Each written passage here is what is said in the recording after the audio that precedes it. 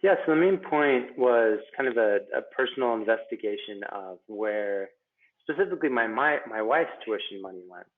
And so I am in a unique position of, as an MD PhD student, never paying tuition for that part. And then, however, she paid a lot in tuition. And so after we met with our accountant and realized exactly how much in student loans we had, these same sort of budget tools that we're taught on our exit interviews for medical school, like where's all of your money going? Like how is it being spent? Where does every dollar go? So that's what they tell us to do. So then we started using those tools and I got to wondering how the medical tuition was spent. And so I was really happy to interview Robert Grossman at NYU, who had recently made an announcement that tuition would no longer be charged of the NYU medical students. I was like, oh, well, here's a fellow who might know where tuition dollars are going.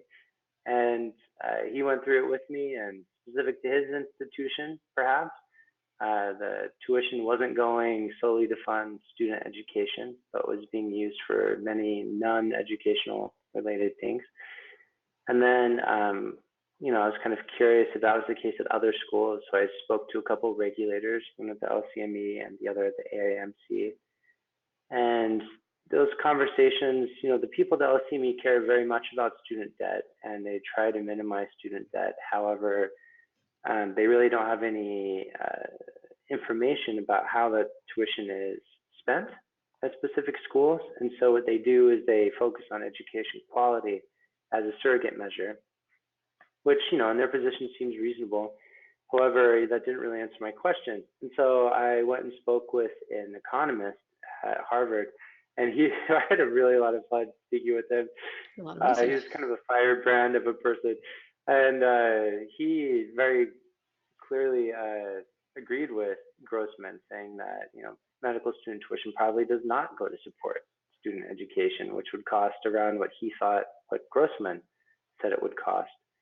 And we had this really fun exchange about kind of the economics of tuition and how schools will charge as much as they can price-wise without suffering in terms of their applicant pool. And so that's just the market economy. And so even though it's regulated, the regulators don't really have the power or the insight to regulate in a way that they can have insight into where tuition is going.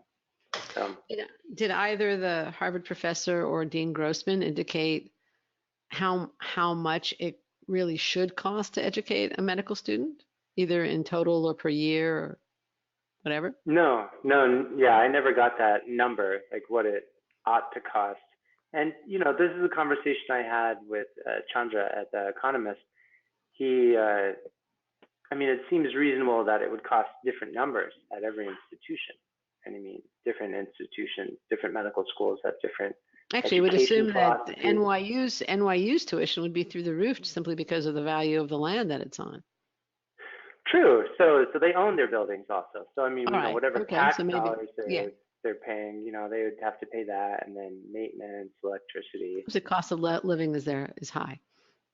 Yeah, and so that's a point that I really liked what Grossman was saying. So he felt comfortable not charging tuition because that was a standardized way that across the board he could benefit students.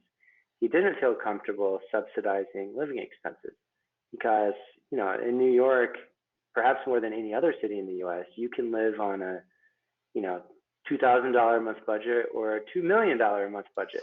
So just depending on what your lifestyle is, maybe 2,000 might be tough in New York City. Well, I know some, yeah.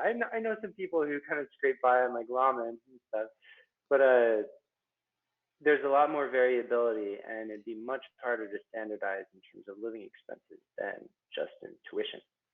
And so, one of the hopes also in investigating that piece and writing about it was, people talk a lot about the student debt crisis and how there's unsustainable, skyrocketing debt, blah, blah, pick a topic related to student debt. And yet no one's really asking where the money goes, and, sure, living expenses, like I mentioned that trip I went to Oxford, like, yeah, I didn't need to do that, but I chose to do that.